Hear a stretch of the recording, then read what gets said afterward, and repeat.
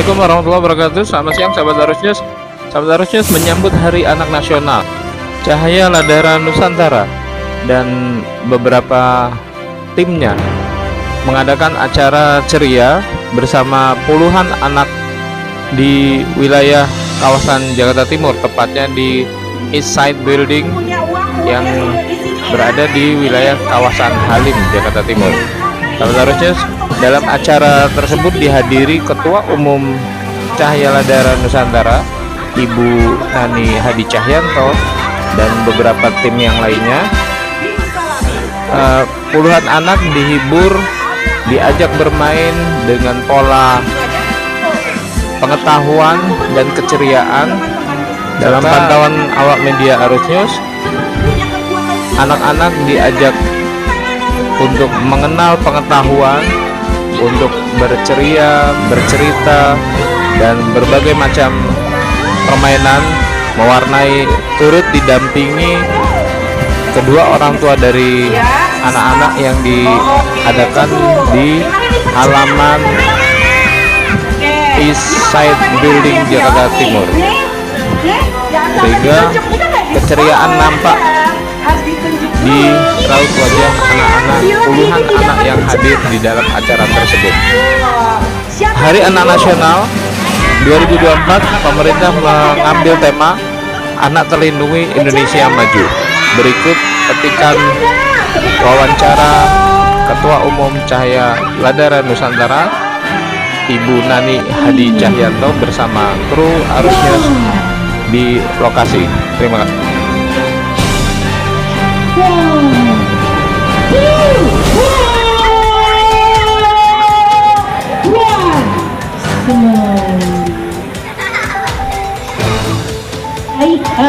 Cek satu, slow,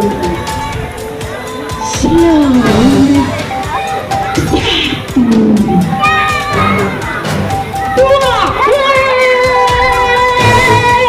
tiga, ya, oke, sekarang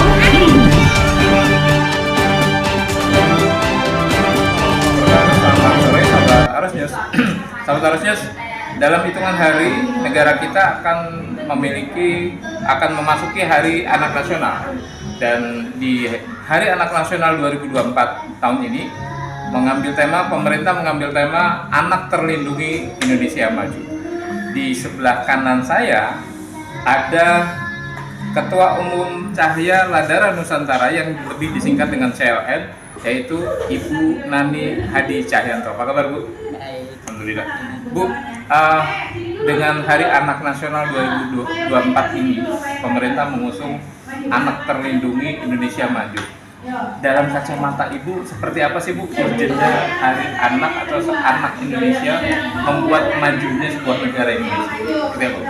Betul, apa yang dijadikan komitmen pemerintah ini betul sekali, karena dengan anak terlindungi Indonesia akan maju. Maka dari itu kita, terutama CLM dan juga masyarakat yang lain, tentunya sama tujuannya bagaimana memperkuat UMKM. Diharapkan sih pemerintah juga punya program One Village One Product, dan kami sudah berkunjung di beberapa daerah. Di sana memang sangat mumpuni ketika kita berusaha untuk menjadikan One Village One Product itu menyesuaikan dengan wilayahnya. Dimana kita waktu itu saya jalan-jalan ke Lombok. Di sana saya lihat ada tanah yang sangat luas dan belum sih, karena memang daerah sana adalah daerah tak ada hujan atau ada air di tengah hujan saja, sehingga ini menyebabkan sangat kelihatan kemarau panjang. Akhirnya saya sampaikan kepada anak muda di sana ketika saya kunjungan melihat ada penjual tenun. Di sini ada penjual tenun yang harganya murah, tapi memang dari harga itu tentu kenapa murah, mutunya pun juga rendah. Terus sebelah sini harganya cukup bagus, hasilnya pun sangat bagus, sehingga cukuplah dikatakan itu sesuai harga. Lalu saya tanya, ini bahan bakunya dari mana? Impor, Bu. Terus pekerjaannya antara yang mahal dengan yang murah ini apakah beda? Enggak, Bu, sama waktunya juga 1 bulan katakanlah.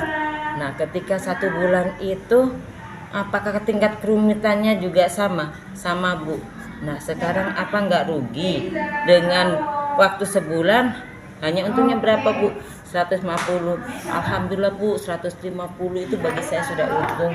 Loh, 150 kok untung? Dari mana untungnya? Iya, Bu, kan saya pulang dari kerja sawah sore hari, ketika santai-santai saya mengerjakan tenun itu. Jadi untuk 150 alhamdulillah untuk beli beras dan menyekolahkan anak. Lalu yang ini yang tentunya bahan yang halus juga hasilnya cukup sesuai dengan 30 hari. Terus saya sampaikan, apakah ibu gak pernah menghargai hasil tenaga ibu? Nggak usah, Bu, kan saya sambil gitu. Yang saya sampaikan ini bukan masalah harga ataupun pekerjaannya, tapi kenapa kok itu bahannya dari diimpor atau beli impor? Kenapa kok tidak berusaha untuk menanam atau mengusahakan menjadi bahan itu hasil panen dari kebun kita. Terus akhirnya kemarin di tanggal 11 Juli saya diberi kejutan, yaitu panen kapas. Ternyata anak yang saya ajak bicara itu yang namanya Pak Andi Lalu itu betul-betul mewujudkannya dengan menanam kapas. Nah, di sana bisa terlihat ada rumah kedaulatan Sandang Bidadariku, dan juga ada kebun kapas. Nah, di situ bisa kita terjemahkan dengan di rumah saja dan bisa melindungi anaknya. Mereka itu bisa berkarya dan bisa menghasilkan dengan perkuatan UMKM, tentunya menjadikan Indonesia lebih kuat. Coba kalau kita ada Krismon, dia tidak akan berdampak karena kalau Krismon pun dia tetap ada di situ. Beda dengan yang pabrikan ataupun yang keluar urban ke kota, di mana ada jam kerja untuk dia berkantor atau kerja di pabrik. Namun ketika Krismon dia harus di PHK, pulang tidak punya kerjaan. Tapi yang paling bahaya adalah jika dia punya anak, ketika anaknya itu tidak boleh kan dibawa kerja, harus dititipkan ke orang tua atau siapapun yang dia ada di kampung. Nah, ini kan membuat anak tidak terawasi. Dengan harapan adanya UMKM di rumah saja atau home industri akan menjadikan anak terlindungi, dan Indonesia emas akan menjadikan punya generasi yang emas juga. Anak akan menjadi berkarakter dan juga mempunyai budi pekerti yang luhur karena selalu diawasi orang tuanya. Itu yang saya maksud. Baik, sahabat Arusnes, itu urgensi dari anak terlindungi akan membuat negara menjadi maju, khususnya negara Republik Indonesia. Saya Mugiono melaporkan dari Jakarta Timur, Provinsi Jakarta. Terima kasih, Arusnes akurat.